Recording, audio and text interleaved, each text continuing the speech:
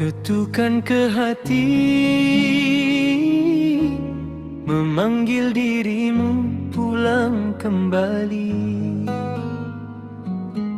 Segeralah tinggalkan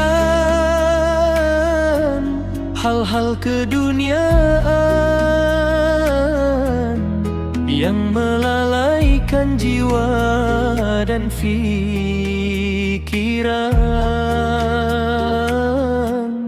Kejarlah akhiratmu,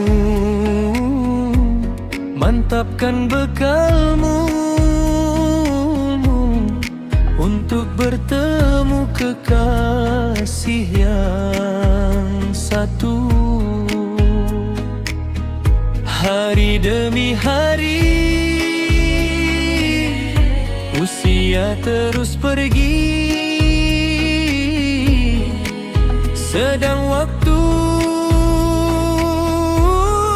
takkan kembali.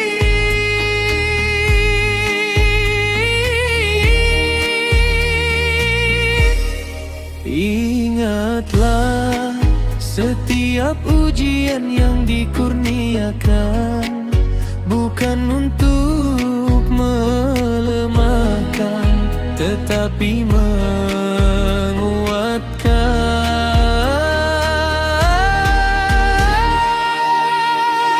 Orang yang disakiti ada 3 peringkat.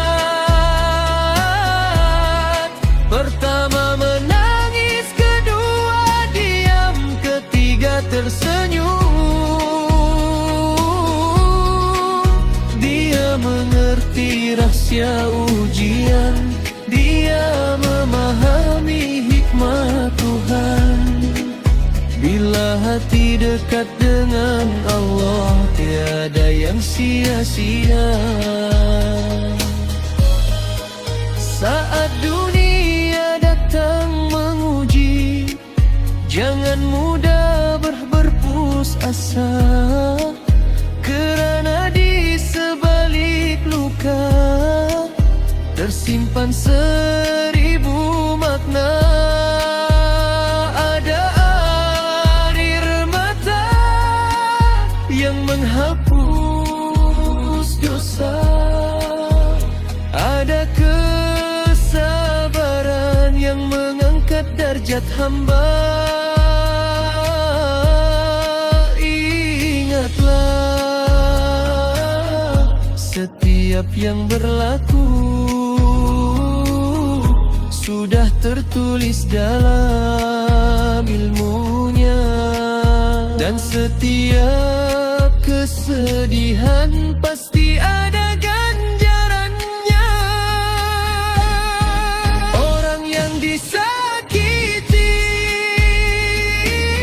ada 3 peringkat.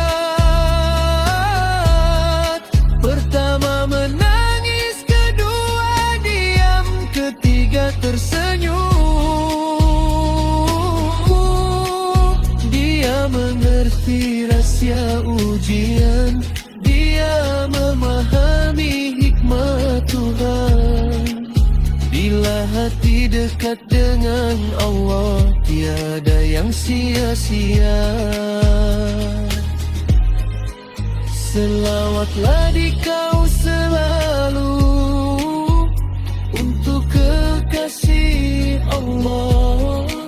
Selawat sebelum tidur, selawat ketika bangun tidur. Basahkan bibirmu dengan selawat yang indah, moga bertemu Rasulullah di syurga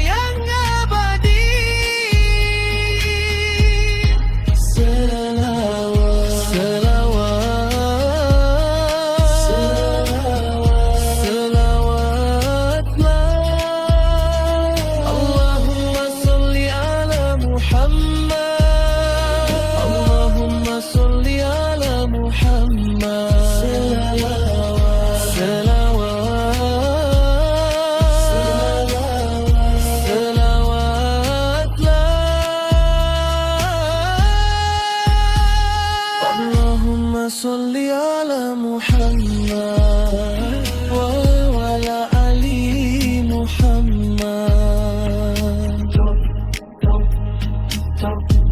Ketukan ke hati memanggil dirimu pula.